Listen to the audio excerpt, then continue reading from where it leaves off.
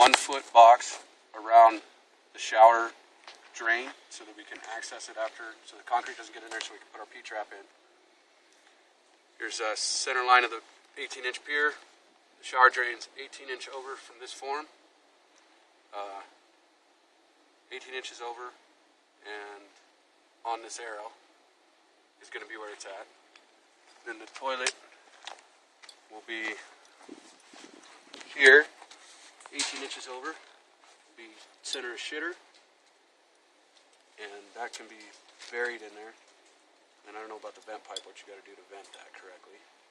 You might have to bring that up. And the sink will be over here.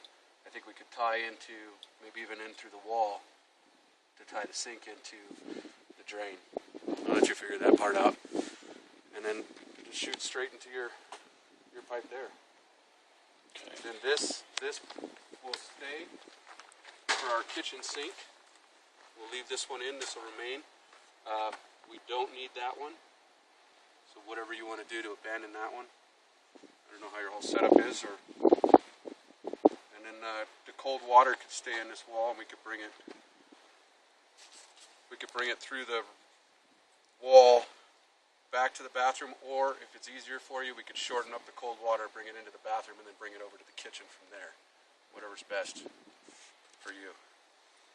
Basically, the layout's on the, Russ has got a sketch of it, but we hooked our dimensions from your trough. We hooked all the dimensions from the inside of the trough right here, so that we could access it later after we poured. And our dimensions from the outside are hooked from the outside of the footing here, so that we can pull that later on after we pour it if we ever have to knock them out or whatever to find the pipes.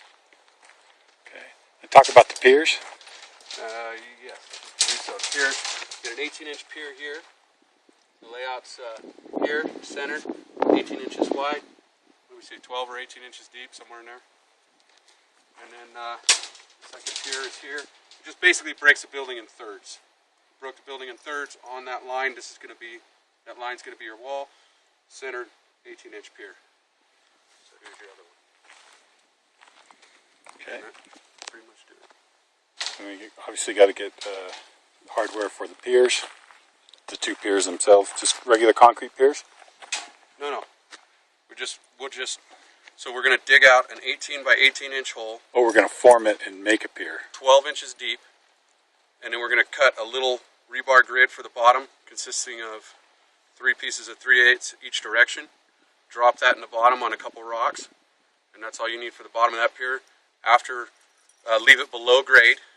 And if it's on the finished slab side, we're just going to finish the slab over the top of that. And the other side we'll just leave below grade, so that our new slab will come up to it and cover it. And then after we're all done, we're going to drill an anchor into the pier that we have underneath and epoxy a piece of all thread to put a post bracket on. Rather than putting a J-bolt in it. Right, because I don't think you want them to see it. So that's easy enough just to bore a hole. Okay, got it. And then by boring the hole, we can alter the wall location if necessary to make anything work. Okay. Move that. Okay. 6 inches either way. Okay. I think that's everything. And just grading that out.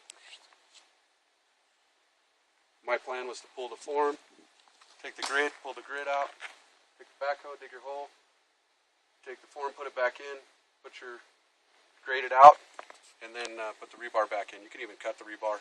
All we need is 2 foot sticking beyond the form, and you could just stab it into the form after if you don't want to mess with the other part. I pulled the other rebar and drug it to the side just so they're not driving over so much of it, because if they drive over it too much, it will get spaghettied. I don't think it's a big deal to pull that rebar right now because it's just tied in, what, 6 different places. Well, we could pull it right now. We'll just clip it and pull the rebar and get that out of his hair. Yeah. Or we'll leave it so the boys can pull it. The rebar's not going to, it's only going to hinder him. It's not going to help him. Yeah. So why don't I just do that? Why don't I just clip these? I got my bolt cutters. I'll clip these and we'll pull this grid out that way. Because he can get the backhoe around here. Or does he have to go this way for the backhoe to get to here? Get the backhoe either direction. You can even get it from where it's at. The extender hoe can reach out and pull over this way. Think you can get 30 feet? I don't know if it'll do that far. I don't know if it'll do that. It'll be pretty close.